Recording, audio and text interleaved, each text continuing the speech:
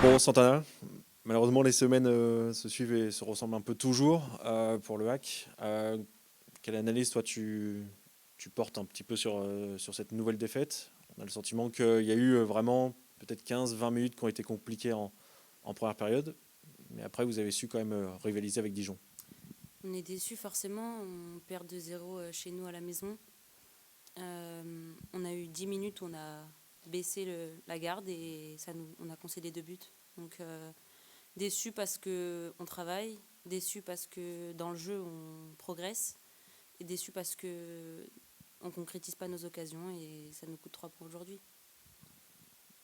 Forcément, voilà, l'enchaînement des matchs et des défaites fait que, j'imagine, pour n'importe quelle joueuse là en ce moment, c'est une situation compliquée à vivre. Comment toi tu essayes de vivre malgré tout, voilà, malgré cet enchaînement de résultats un peu néfastes?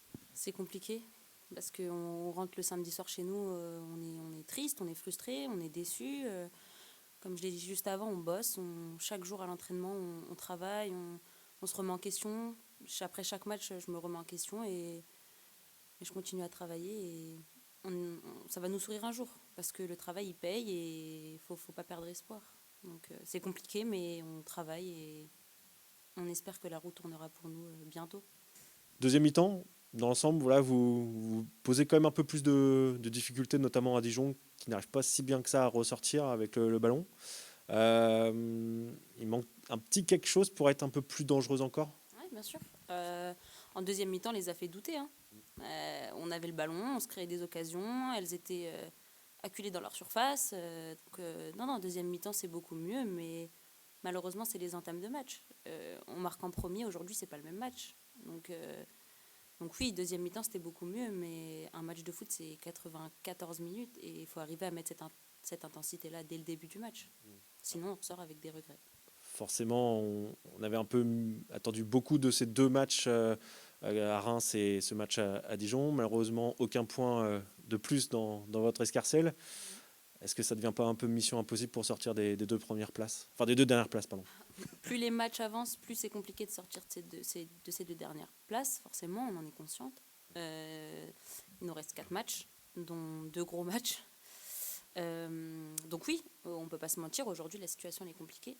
Mais si on arrête d'y croire nous, personne n'y croira à notre place. Donc il nous reste 4 matchs. Rien n'est impossible. C'est pas parce qu'on joue Lyon que ça veut dire défaite.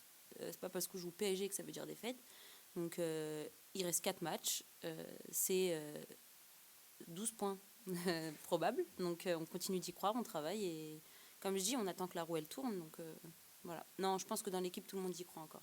C'est quoi le ciment du groupe? Parce que c'est vrai qu'on ne sent pas, on voit parfois des équipes qui sont dernières, qui explosent au sein du groupe. Là, c'est quoi le ciment? Parce qu'effectivement, on vous voit, on sent qu'il y a encore de la joie de vivre malgré le résultat. Qu'est-ce qui vous lie? Qu'est-ce qui permet de garder cette ambiance malgré tout? On est une équipe qui vit bien. On communique beaucoup entre nous. On essaye de se réunir une fois par semaine. Malgré la barrière de la langue, parce que tout le monde ne parle pas anglais dans le vestiaire, on communique beaucoup, on essaie de se tirer vers le haut. Quand il y en a une qui baisse les bras, les autres sont là pour elle. Donc je pense que c'est ça, la communication vraiment, c'est la clé.